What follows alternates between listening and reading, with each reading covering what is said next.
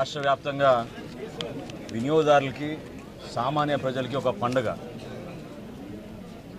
ముఖ్యమంత్రి గారి ఆదేశాలతో రాష్ట్ర వ్యాప్తంగా సామాన్యులకి అందుబాటులో ఉంచడానికి కోసం మా ప్రభుత్వం తీసుకున్న అనేక సంక్షేమ పథకాలతో పాటు వినియోగదారులకి నిత్యావసర సరుకులు సరైన ధరకు అందించాలనే ఒక ప్రయత్నం ఒక 10 రోజుల నుంచి మా డిపార్ట్మెంట్ అంతా కూడా కృషి చేశారు.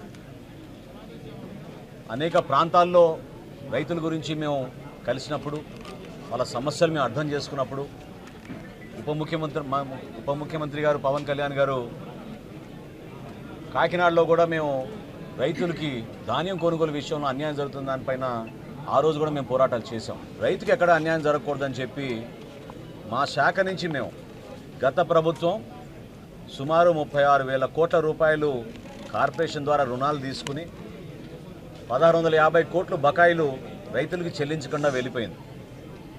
అయినా కానీ ఇంత క్లిష్ట పరిస్థితుల్లో ఆర్థిక ఇబ్బందుల్లో గౌరవ ముఖ్యమంత్రి గారి చొరవతోటి ఉప ముఖ్యమంత్రి గారు చూపించిన చొరవతోటి 1,000 కోట్ల రూపాయలు తక్షణమే ఆర్థిక సాయం ఏదైతే రైతులు మేము చెల్లించాలో 1,600 కోట్ల నుంచి 1,000 కోట్ల రూపాయలు మేము ఆల్రెడీ చెల్లించాం.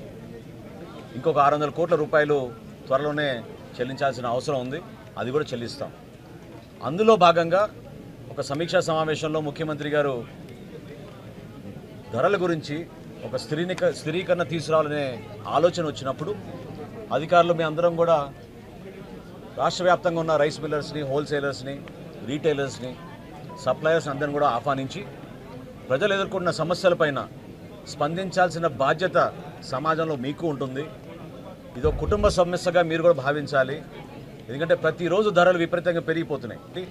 రాష్ట్ర వ్యాప్తంగా ఒకే ధర అందించాలనే ఒక ఆలోచనతో ఒక 4 రోజులు కసరత్తు చేసి మా అధికారులంతా ఈ రోజున సుమారు 284 అవుట్లెట్లలో ఈరోజు కందిపప్పు ప్రతి వినియోగదారుడికి కేవలం 160 రూపాయలు కిలో చొప్పున అందిస్తున్నాం.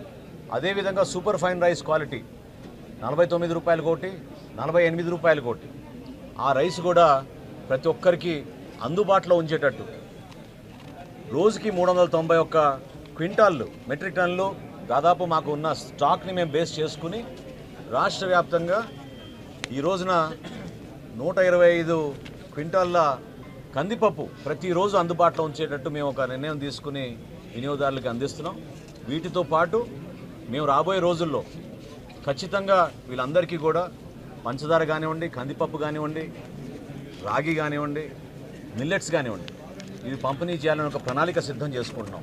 సో ఈ కార్యక్రమాల్లో పాల్గొని విజయవంతం చేసినందుకు, మమ్మల్ని ఆహ్వానించినందుకు పెద్దలు గద్దె రామ్మోహన్ గారికి, అదేవిధంగా ఇక్కడ ఉన్న పార్టీ నాయకులందరికీ కూడా మనస్ఫూర్తిగా నేను ధన్యవాదాలు తెలుపుకుంటున్నాను.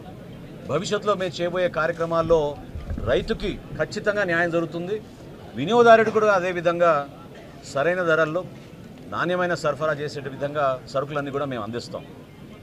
దీంతో పాటు మేము రాష్ట్ర వ్యాప్తంగా ఎక్కడ కూడా పొరపాటు జరగకుండా మా పబ్లిక్ డిస్ట్రిబ్యూషన్ సిస్టంలో సామాన్యులకి అందించాల్సిన రైస్ని ఎక్కడ కూడా పొరపాటు జరగకుండా, అవకతవకలు జరగకుండా అందించే బాధ్యత కూడా మేము తీసుకుని అన్ని ప్రాంతాల్లో మేము దాడులు చేసుకుంటూ ఎక్కడ కూడా పొరపాటు లేకుండా మిల్లర్స్ అందరినీ కూడా సహకరించమని నేను కోరడం జరిగింది. దానికి వాళ్ళు మనస్ఫూర్తిగా ముందుకొచ్చారు.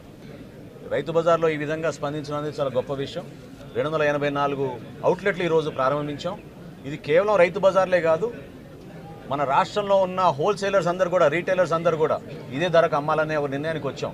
సో పెద్ద పెద్ద రీటైలర్స్ డీమార్ట్ కానీ, రిలయన్స్ కానీ, ఉషోదయ కానీ ఇవన్నీ ఏవైతే ఉన్నాయో సూపర్ బజార్లు, వాటన్నింటిలో కూడా ఇదే ధరకి 160 రూపాయలకే కందిపప్పు సామాన్యులకు అందించే విధంగా చర్యలు తీసుకున్నాం.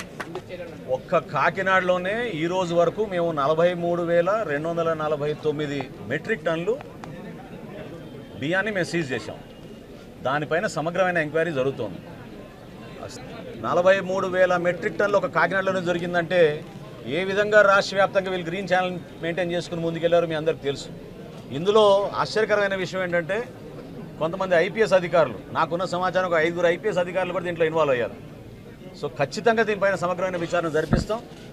ఎవరైనా సరే దీనిపైన బాధ్యత తీసుకోవాల్సిన అవసరం ఉంటుంది. కాబట్టి నిజాయితీగా పనిచేసి పేదల కోసం అందించాల్సిన ధాన్యాన్ని బియ్యాన్ని ఏ విధంగా వీళ్ళు కొల్లగొట్టారో దానిపైన ఖచ్చితంగా మేము యాక్షన్ తీసుకుంటాం.